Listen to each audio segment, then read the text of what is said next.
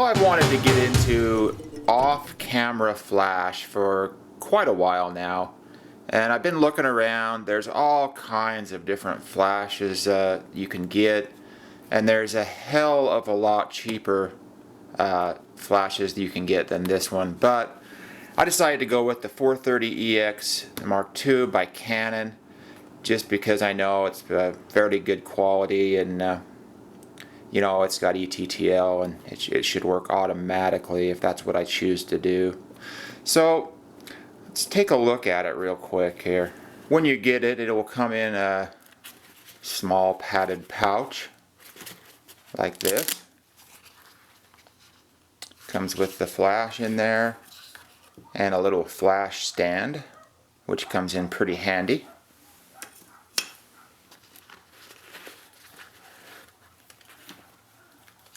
And the 430EX Mark II.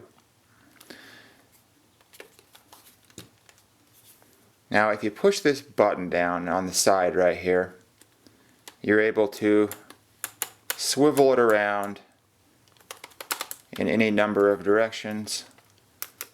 Swivel the head. Actually, if you try to swivel it this way, it only goes that far. Try to swivel it the other way, it goes that far and does a full 180. So you can bounce the flash in back of the camera if you want to. Do any number of different things with it as far as bouncing the light. That's one of the reasons why it's so handy. Runs on 4 AA batteries in that little compartment there. Has a little diffuser type thing, which is actually meant for wide angle lenses from what I understand, but I guess you could use that however you like. If you turn it on, mine actually came in ETTL mode with nothing else on, just like this. If you wanted to just put it on your camera and use it, you could do it. If you wanted to trigger it wirelessly with something like, you know, the on-camera ability or you know, wireless triggers or whatever, you just hold the zoom button down for 2 seconds and it will pop up wireless mode, channel 1, slave group A. If you wanted to manually control the flash, you push the mode button down and you're able to set it manually. So there's kind of a look at the 430EX too.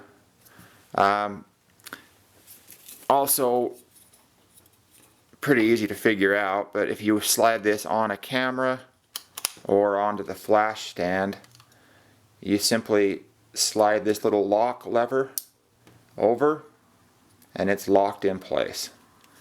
Then there's a little button right there you can see.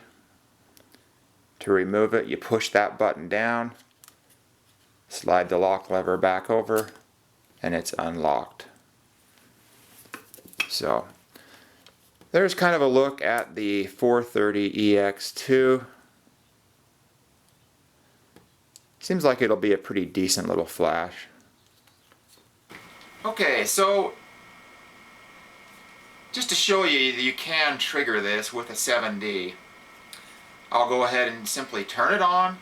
It's just simply in ETTL mode, and I put it in wireless mode. My little light's blinking, and I'll set it down over here. Now with my camera on, all you have to do inside of 7D is go to flash control, built-in flash control, and you can set it to use just the off-camera flash or this flash as well. No matter what you do, this flash will fire. But if you're using only the off-camera flash, this flash will fire before the shutter opens. it will not contribute to the exposure. And I've talked to a lot of people about this, and they say that maybe if the light bounces around and is still bouncing around, it might contribute very, very minimally, but you probably won't even notice it. So, just to show you I can trigger this, on a 7D, when you're in setting these, you can go ahead and hit the Picture Styles button, and it will trigger that flash. So, now there was a little delay there, but when you're actually shooting, there won't be a delay. In fact, let me see if I can get a shadow to appear on the wall, and I'll show you.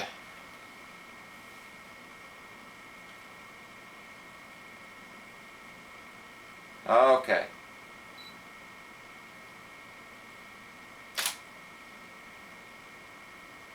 Yeah.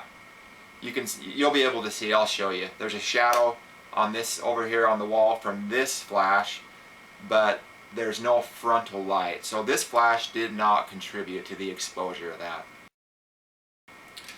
So there's any number of different things you can do. Try a little narrower bounce.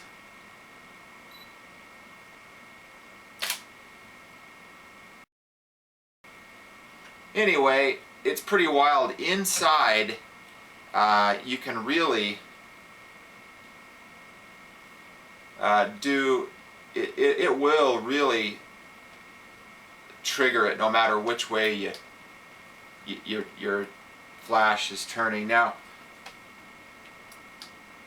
even if I try to hold the light, hold my hand right in front of the flash, it still triggers it.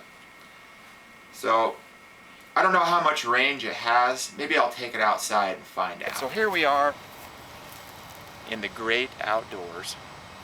I've got my flash set to wireless.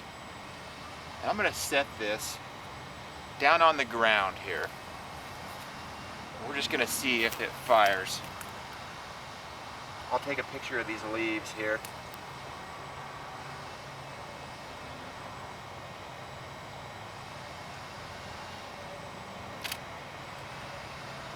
It did fire. So I'll put it a little further away.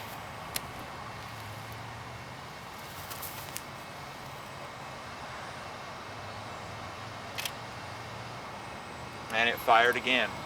Alright, so I'm going to find out just how far this will fire. I've got my flash sitting over on a log. It's probably about 15 feet away from me and about 25 feet away from the camera from you. So we'll take a look here and I'll try to test fire it.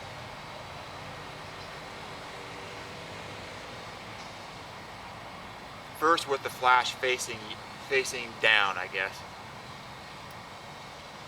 Okay, so that did not fire it. Now I'll point it toward the flash. That did fire it. So it's got at least a 25 foot range. Maybe I'll point it up. Nope. So if it's facing anywhere near the flash, it has to be facing the flash. It should trigger it outside. So it's got a decent range for most things you might be doing. So that is my kind of haphazard look at the Canon 430EX2 flash. It looks like it's going to be a real good flash for me. May not be for you. My 7D is able to trigger it, obviously, with the onboard flash. Not true radio wireless trigger, but those are fairly inexpensive. You can get those on eBay for a pretty good price.